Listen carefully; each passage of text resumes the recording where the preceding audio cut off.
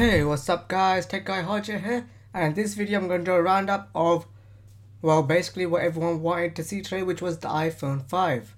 So hit that intro.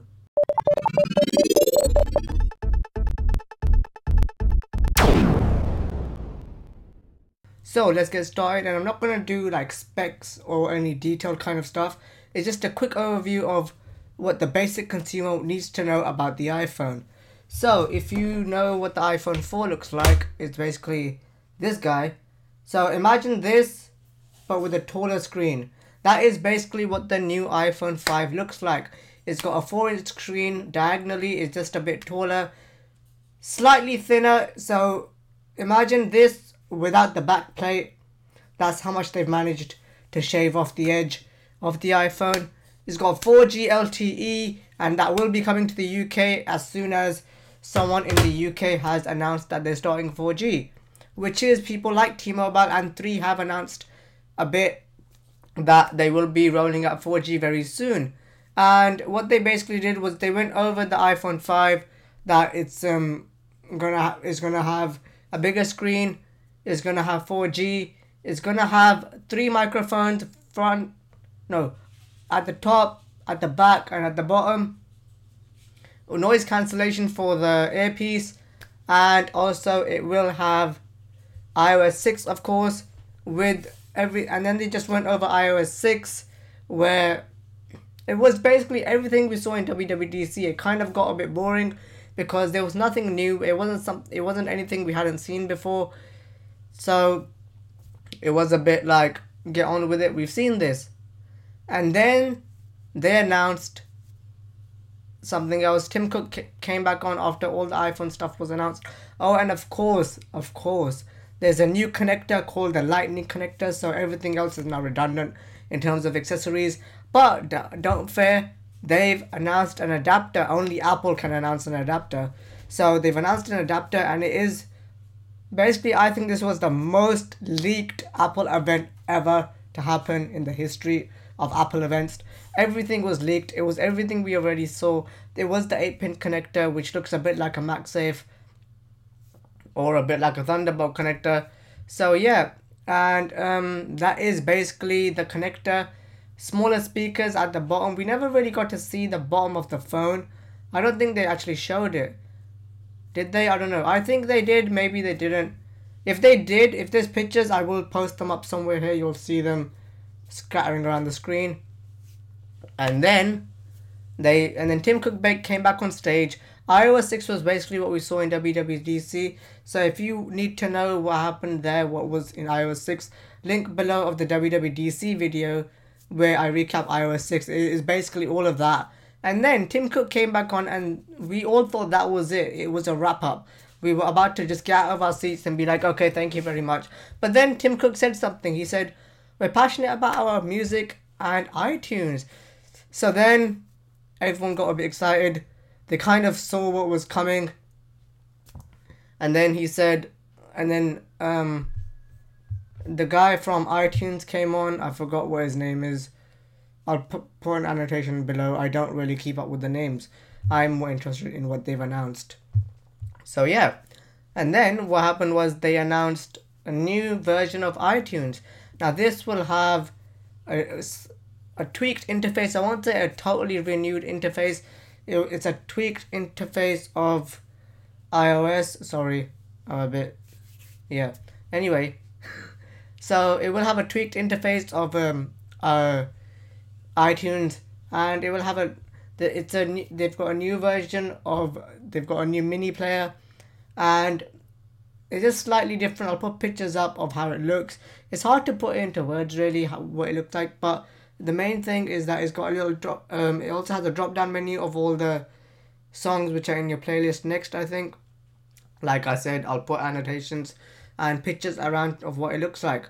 And then they started talking about iPods. So what is announced in terms of iPods is that there's going to be a new iPod Nano. We all thought it was going to be, I don't know. I don't really know what we thought it might be. I thought it might be the same, just slightly different, because I thought they might go with the whole fact that everyone's using them as watches, but they changed it totally. But I will probably still get the old iPod Nano because now it'll probably be a bit cheaper, and I like the fact that you can use it as a watch. And the iPod Nano is basically a small iPhone. No, seriously, take a look at the picture. It's just a small iPhone.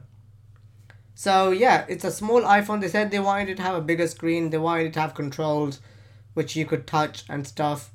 So it's like a mini iPhone, I guess. And then they went on to talk about the iPod Touch. Now the iPod Touch is basically their most popular iPod because it's basically for kids that look at the iPhone but they don't really need an iPhone because they're kids, so they can get iPod Touches, which is exactly the phone except for you can't make calls, but everything else is the same. So that was announced, and it's gonna have the new A5 chip, and it's gonna be thinner. It's gonna look the same. It's not gonna be drastically different in terms of design, but it will look. I'm trying to get my words together. It will look the same, and it will just be a bit thinner, and it will just be a lot faster because of the new A5 chip, which is of course a dual core chip, and of course that helps in gaming performance and just general speeds of the device.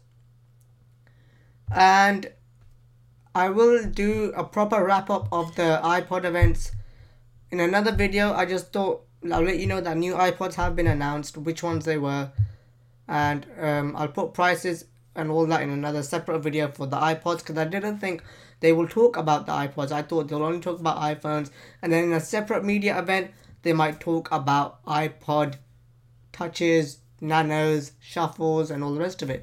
But they kind of did it's not really a one more thing, it's a few more things. So yeah, and I'll do that in another video. So for now, that is it. If you want iPhones, they will be pre-orders 14th of this month, launching on the 21st of this month in the main countries that they always launch them in first, and then a bit more of a widespread launch. And prices will be the same as they were for the 4S, where the 4S is going to drop down to the price of the 4, and the 4 becomes free on 2-year contracts. But that is the 8 gig only. And then of course the iPhone 5 is going to be available in 16, 32 and 64 gig versions. Now it's up to you which version you want to get. Personally, I think 32 gig is the sweet spot. It's not too much, not too little. It's not overkill, so it's not 64, and it's not underkill as in 16. It's right in the middle, a kind of a sweet spot for the iPhone. So yeah, that is basically a wrap up. And like I said, I wasn't gonna get all technical in this video. I just thought let's just tell you what the consumers need to hear. They don't want to hear it's 1.6 grams lighter and all that stuff. They don't really care. They need to know what it looks like, how different it is the software any different, and that is what they need to know. So for now, that's a wrap. I'll see you again, as always, another time in another video, which will probably be in a few minutes, because as I make the video for the new iPod Touches. So I thought I'll make it a separate video, because if you want to see if you're only interested in iPhone, you can watch this video. If you're interested in the iPod Touches, you can see the video, which will have some kind of annotation when it's up somewhere here. So yeah, I need to go now, because I keep saying I'll see you again, but then I end up talking about something else. So finally, I'll see you again another time in another video. Take care.